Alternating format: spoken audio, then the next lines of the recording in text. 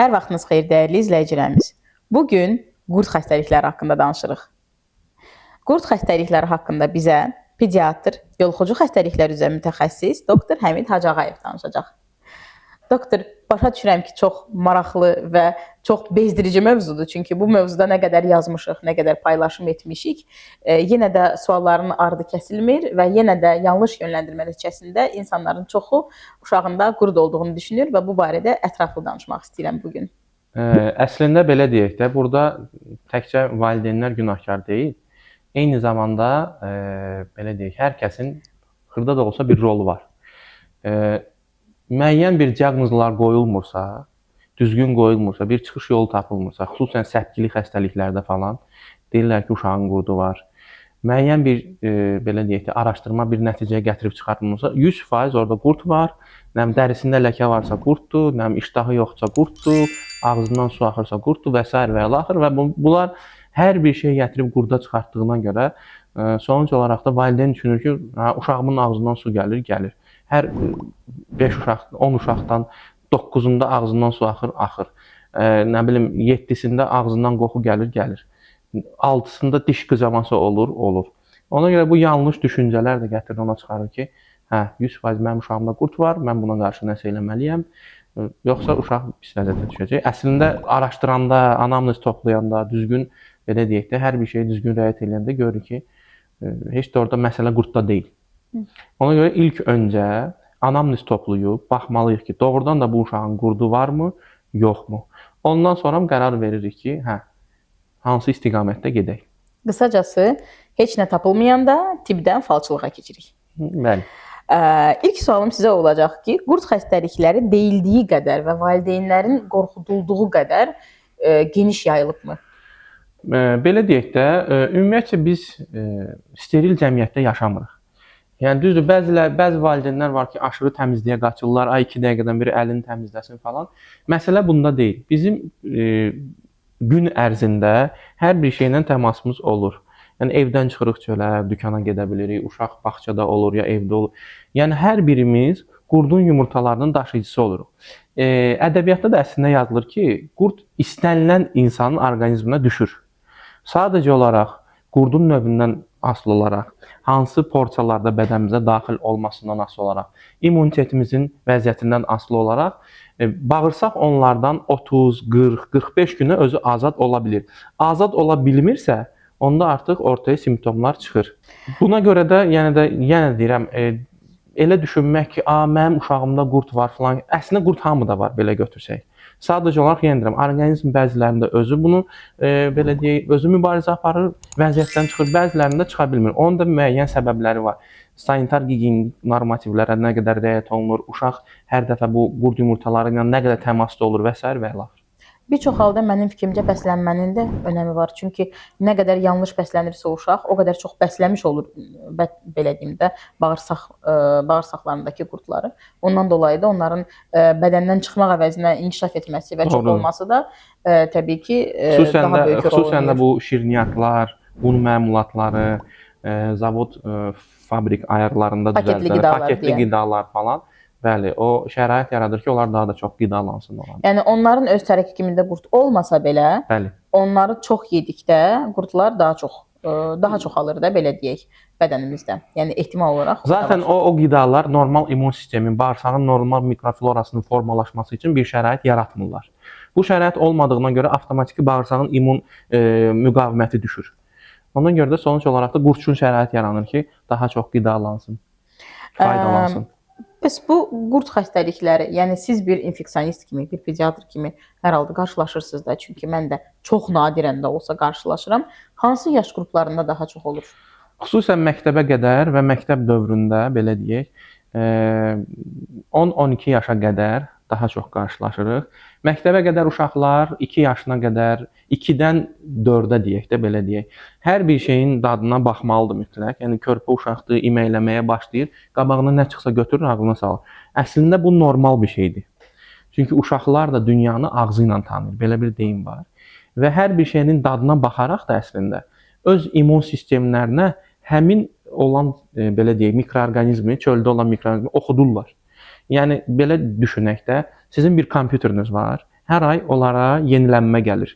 Antivirusvuz yenilənmə keçir ki, filan viruslardan atakaları, yəni hücumları qarşılasın deyə. Uşaq da əslində ağzına ataraq hər bir şeyi öz bədənini alışdırır bu şeylərə.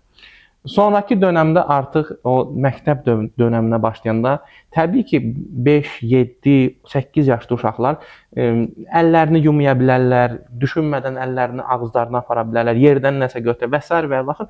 Bu faktorlar sadəcə olaraq qurd yumurtalarının orqanizmə düşməsini tezləşdirir və çox sayda düşə bilir. Ona görə bu yaş qrupu daha həssas olur.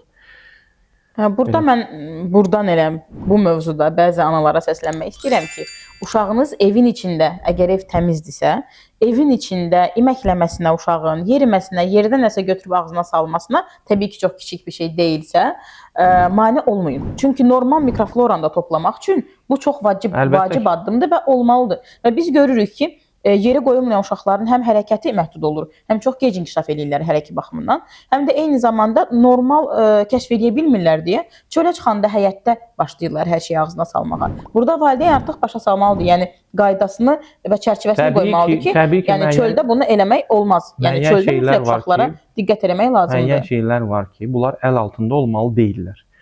Xırda bir oyuncaqlar ola bilər, çünki tənəffüs yollarına düşə bilər, problem ola bilər, burnuna sala bilər onu.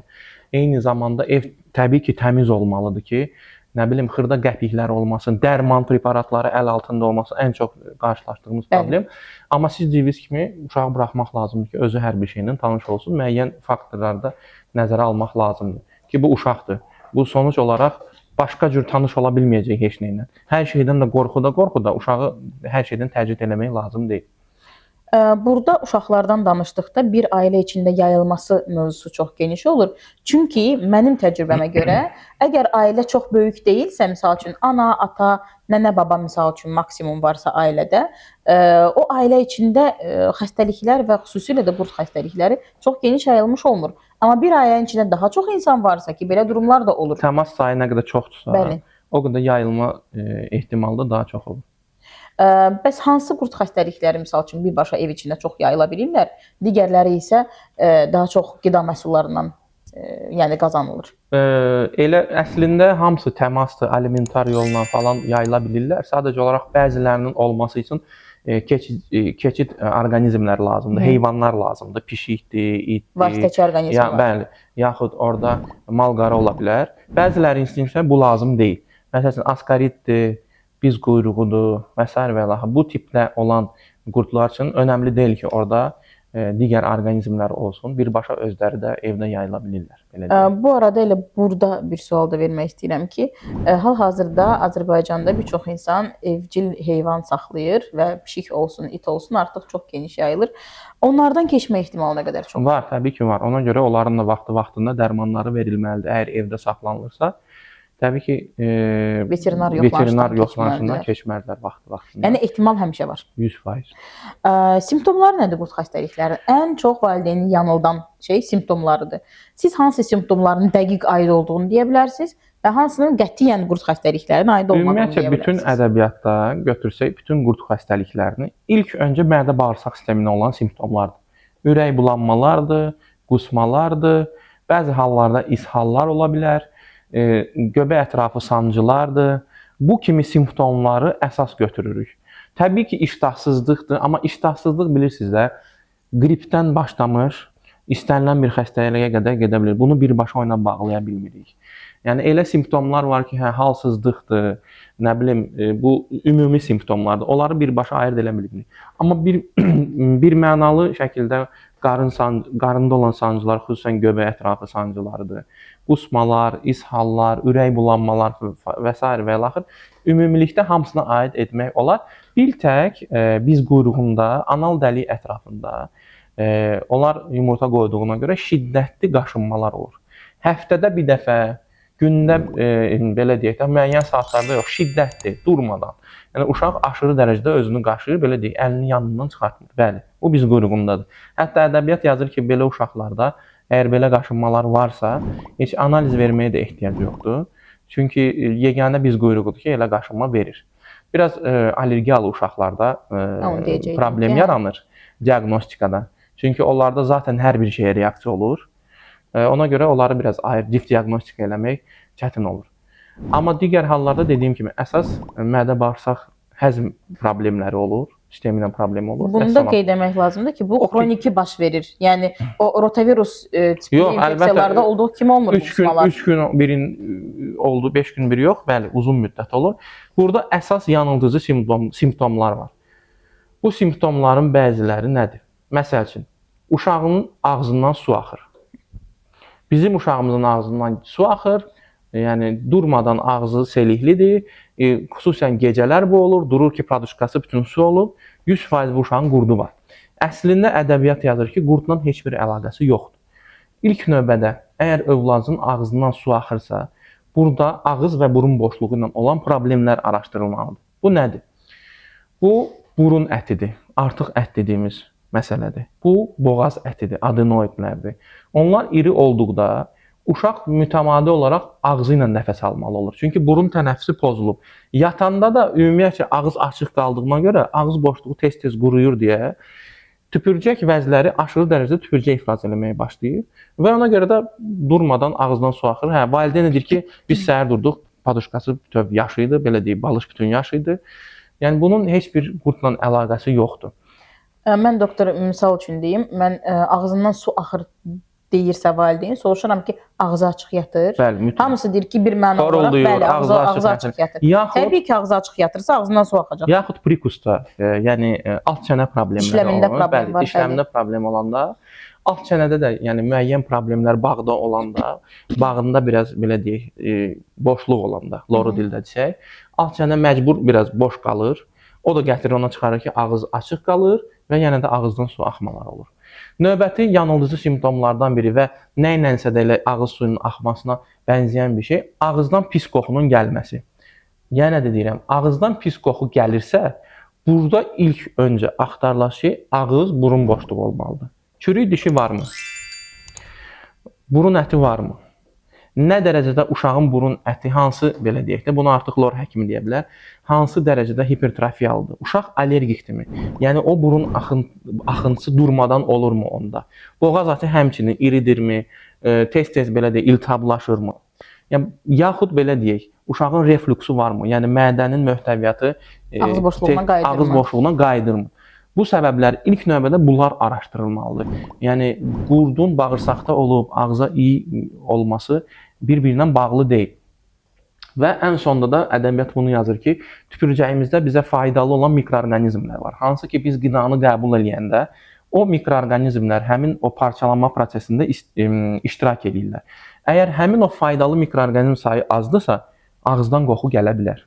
Düzdür, biraz yaralı mövzudur, insanı incidən mövzudur, amma təəssüflər olsun ki, səbəbləri budur.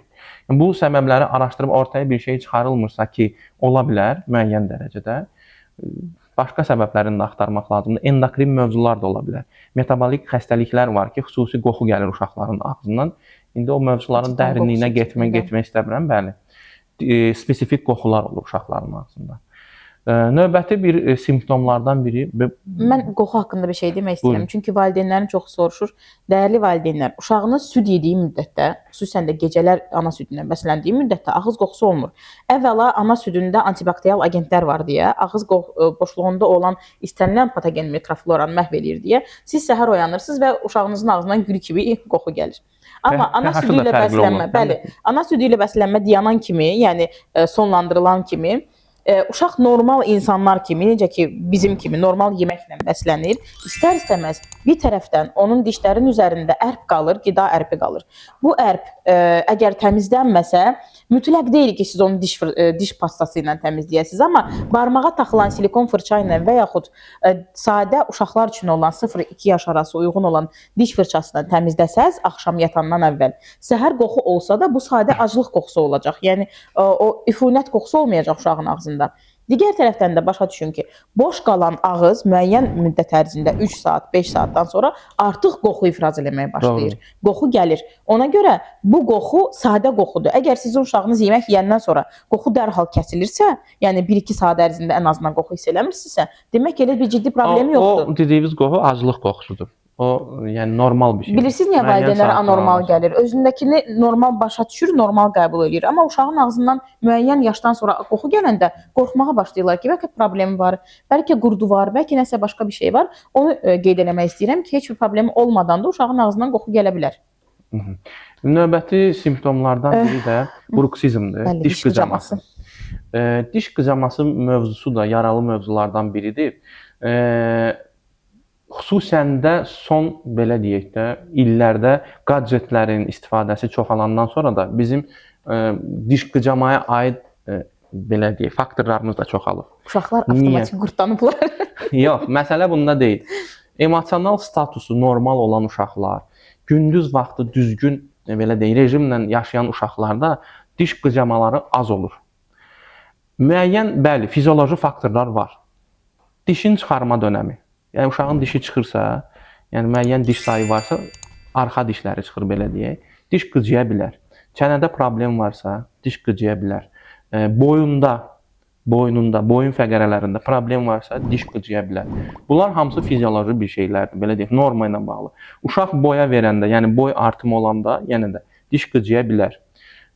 Çünki müəyyən ağrıları olur oynaqlarda və əzələlərdə. Bunlar normal şeydir. Sinir gərginliyi verir də. Hal-hazırda gadjetlərlə bağlı diş qıcamaları daha çox. Cizgi filmlərinin televizorda Durmadan telefona baxan uşaq. Telefonda bilinmir nəyə baxır. YouTube-da qoşulur, min cür multiklərdir, cizgi filmləridir, qorxulu. Məsəl üçün son dövrlərdə mənim psixiatrlarla işlədiyim mövzu budur. Uşaq YouTube-da müəyyən bir şeyə baxıb, ondan sonra otağa girə bilmir. Kravatın altında falan şey var. Nə bilim, otaqda falan şey gördüm, yatanda gözlə nəsə göründü. Ona görə hal-hazırda gadjetlərdən gələn təhlükə digər şeylərdən daha vacibdir. Uşaqlara nəzarət eləmək lazımdır. Telefona baxır səhərdən axşamadan, yaxud belə deyək də televizora baxır. Nəyə baxır bilinmir, bəlli deyil. Sonra deyir dişini təbii ki qıcıyacaq. Çünki o emosional o gərginliyi hansın ki gündüz vaxtı yaşayır, amma ortaya çıxara bilmir. Yuxu zamanı artıq bunlar hamısı ortaya çıxır və diş qıcamaları getdikcə şiddətlənir. Ona görə valideynlər ay yemək yemir, telefon verək, ay dinc durmur, telefon verək, ay falan şey eləyir. Sonra gətirirlər, bu fəsadlara çıxarırlar. Özləri gərək bu şeylərə diqqət yetirsinlər ki, mənim övladım nə ilə məşğuldur. Bəli, hamı oynayır deyə Minecraft oynasın, Roblox oynasın. Bunların hamısı emosional gərginliyə gətirib çıxarırlar. Təəssüf ki, yəni bu qurda aid olmayan simptomdur. Yəni biz də məcburuq bu haqqında danışmağa. Təəssüflər olsun ki, bəli. Qurd özü də bilmir ki, niyə onu günahlandırır. Düşünürəm ki, burada çox vacib suallardan biri təbii üsullarla müalicə haqqındadır. Çox geniş yayılıb, hər kəs bir vasitə icad eləyir, necə deyim, istehsal eləyir və onu satmağa çalışır və insanlar da uşağıma dərman verməyim fikri ilə, yəni təbii şey verim fikri ilə verirlər. Təbii şeylərdə problem yoxdur, verə bilərlər. Amma tibbi təsdiqlənmiş protokollarda yaxud belə deyək də, bu biz özümüz də görürük də ki, təsiri təsdiqlənmiş bir vasitə yoxdur. Balqabaq tumunun yağını içmək, balqabağını özünü yemək problem yoxdur, yeyə bilərsiniz. Amma qurda təsir eləsin deyə bunu hər gün bir kamaz eləməlisiniz. Yəni uşaq da bu qədər şeyi yeyə bilməz. Təbii ki, bu zarafat idi. O qədər yesə də ortalama qarnı gedəcək, qurda təsir olmayacaq. Məsələ burada nədən ibarətdir? Müəyyən qurdlar var ki, bunlar gedirlər, yapışırlar bağırsağın divarında. Yediyimiz vasitələr gedib onların heç bir təsir edə bilmirlər. Ola bilsin ki, onların tərkibində olan maddələrdən qurdlar çox da istifadə eləmir. Yəni qidalanması üçün. Onu zəiflədə bilər. Müəyyən dərəcədə sarımsaqdır, balqabaq tumudur və s. və ilax. Amma sonuc olaraq qurddan tam təmizlənmə baş verməyəcək. Dərmanların üstünlüyü nədədir? Dərman gedir, müəyyən qurdların, müəyyən dərmanlar var ki, gedirlər qurdların bağırsağa yapışan həmin o əzələ qrupunu iflic edirlər, avtomatik qurd oradan qopur düşür və artıq yapışa bilmir bağırsağın divarına, sonra artıq nəcis ifrazat aktları ilə belə deyək, təmizlənir bağırsaq. Müəyyən də dərmanlar var ki, gedir qurdun metabolizmasına təsir edir və qurd belə deyək də məhv olur gedir.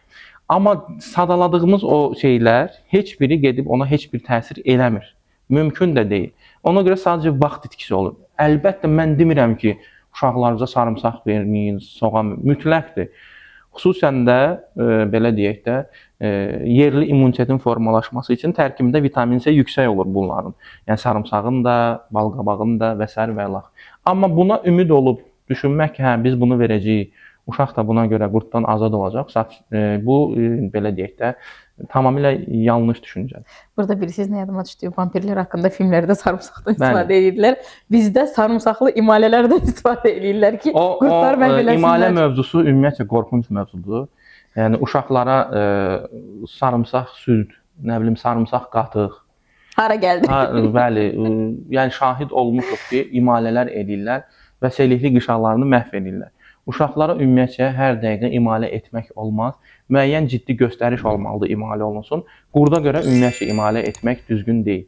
Müəyyən vasitələr var, o vasitələrdə həkim yazmaq şərti ilə qəbul etmək olar. Getdim aptekə, əczaçı mənə bunu məsləhət gördü deyib, heç bir şey alıb istifadə etmək olmaz. Düzgün qaydada, düzgün dozada istifadə etmək lazımdır. Qurd belə də bir qorxulu bir şey deyil. Sadəcə olaraq içimizdəki qurda qalib gəlsə yetərlidir.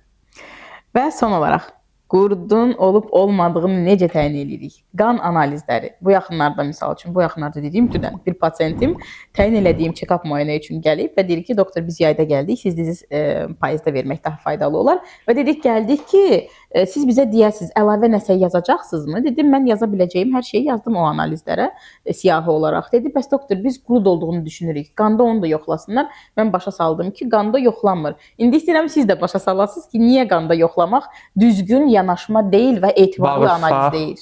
Qurdlarının təyini yalnız və yalnız nəcisin ümumi analizi ilə olur. Yerdə qalan bütün analizlər, qanda təyini, immunoglobulin G-nin, M-in təyini, nə bilim müəyyən başqa metodlar da var. Dırnağına nəsə elektrod yapışdırdılar, başına nə bilim aparat taxdılar, göndərdilər Marsa, nə bilim nə etdilər falan filan. Bunların heç biri təsdiqlənmiş metodlar deyil. Yeganə metod nəcisin ümumi analizi. Bunun verilmə qaydası var. 2 gün fasilələrlə verirsiniz, 3 dəfə. Misal olaraq deyirəm, askarid axtarırsınızsa 3 dəfə verirsiniz. Hansı dönəmdə yumurtlama dönəminə düşəcəksə, o zaman zaten bəlli olacaq. Və ən önəmlisi, nəcisin ümumi analizi veriləndə steril qabda olmalıdır. Bankada, balonda falan yox. Steril qaba yığırsınız və 40 dəqiqə ərzində laboratoriyaya çatdırılmalıdır. O ən ideal variant sayılır. Nəcis analizi götürülüb, 1 sutka qalıb, 2 gün qalıb, xaladelnikdə saxlayıb, sonra belə şeylərlə analiz olunmur. Ona görə qurddan şübhəmiz varsa, yalnız nəcisin ümumi analizini veririk, 2 gün fasilə ilə veririk, 3 dəfə veririk ən azı və yeganə biz quyruğudur ki, biz quyruğu ya yaxma götürüləcək, ya da xüsusi belə yapışqanlar var, valideynə o izah olunur. Anal dəlik ətrafına yapışdırılır, o çıxarılır və laboratoriyaya çatdırılmalıdır. Yerdə qalan sıyırıntı analizi deyirlər ona. Yerdə qalan bütün analizlər heç biri təsdiqlənməyib, xüsusən də qanda qurd təyin olunmur. Yəni dünya üzrə bunu istəyiblər ki, bir müddət şeyləsinlər, tətbiq eləsinlər, lakin görüblər ki, 10 dənə analizin 9-u yanlış cavab verib. Ona görə də mümkün deyil. Belə. Diaqnostika olaraq onda biz bunu da danışdıq, sizlə bitirdik.